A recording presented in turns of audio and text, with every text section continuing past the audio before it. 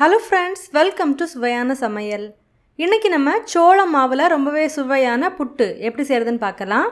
சோள புட்டு செய்கிறதுக்காக நான் இன்றைக்கி சோள மாவு எடுத்திருக்கேன். இந்த சோள மாவு எப்படி வீட்டிலே ரெடி பண்ணுறதுன்னு பார்த்தீங்கன்னா, சோளத்தை தண்ணியில் நல்லா க்ளீன் பண்ணி எடுத்ததுக்கப்புறமா வெயிலில் நல்லா காய விட்டு அதை மில்லில் நம்ம கொடுத்து நல்லா பொடிச்சு வாங்கினதுக்கப்புறமா வெறும் கடாயில் போட்டு மிதமான தீயில் நல்லா வறுத்து எடுத்திங்கன்னா நம்மளோட சோள மாவு ரெடி ஆயிரும். நான் இன்றைக்கி அந்த மாவு தான் எடுத்திருக்கேன். நான் இன்றைக்கி ஒரு 2 கப் அளவுக்கு சோள மாவு எடுத்திருக்கேன். இது கூட தேவையான அளவுக்கு உப்பு சேர்க்கலாம். உப்பு சேர்த்துட்டு ஒரு வாட்டி நல்லா கலந்து விடலாம். கலந்து விட்டுட்டு கொஞ்சம் கொஞ்சமாக தண்ணி சேர்த்து இந்த மாவை விரசி எடுக்கணும். நம்ம நார்மலாக புட்டு செய்கிறதுக்கு மாவு வர்றது மாதிரி இதை விரசி எடுத்திங்கன்னா கரெக்டாக இருக்கும்.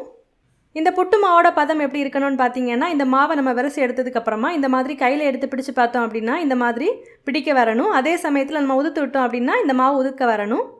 இதுதான் புட்டு மாவு வரதுக்கான பதம். அவ்வளோதான், நம்மளோட புட்டு மாவை விரசி எடுத்தாச்சு. அடுத்ததான் நல்லா ஃப்ரெஷ்ஷான தேங்காய் துருவல் எடுத்துக்கோங்க. இப்போது புட்டு குழாயில் முதல்ல கொஞ்சமாக தேங்காய் துருவல் போட்டுட்டு ஒரு கைப்பிடி அளவுக்கு நம்ம விரசி எடுத்திருந்த மாவை சேர்க்கலாம்.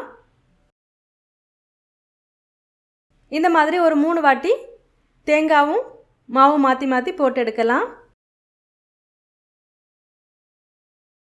கடைசியாக இந்த மாதிரி தேங்காய் துருவல் வச்சுட்டு இந்த புட்டுக்குழலை க்ளோஸ் பண்ணி எடுக்கலாம். அடுத்ததாக புட்டுக்குழத்தில் தண்ணியை சூடு பண்ணிவிட்டு நம்ம ரெடி பண்ணி எடுத்துருக்கிற புட்டுக்குழலை இதில் வச்சு ஆவியில் வேக விடலாம். இப்போ பார்த்திங்கன்னா புட்டுக்குழலேருந்து ஆவி வர ஆரம்பித்தாச்சு. நம்மளோட புட்டு சூப்பராக குக் ஆகியாச்சு. இப்போ இதை எடுத்து பரிமாற வேண்டியதான். பாருங்கள், நல்லா சுட சுட சுவையான சோள புட்டு ரெடி ஆகிடுச்சு. இது கூட பழம் எல்லாம் சேர்த்து சாப்பிடும்போது ரொம்பவே சுவையாக இருக்கும். நீங்களும் இந்த மாதிரி செஞ்சு பாருங்கள். செஞ்சு பார்த்ததுக்கப்புறமா உங்கள் கமெண்ட்ஸை மறக்காமல் எங்களோட ஷேர் பண்ணுங்கள். இந்த மாதிரி சுவையான ஒரு ரெசிபியோட நான் உங்களை சந்திக்கிறேன். அது வரைக்கும் சுவையாக சமைங்க, சுவையாக சாப்பிடுங்க. நன்றி.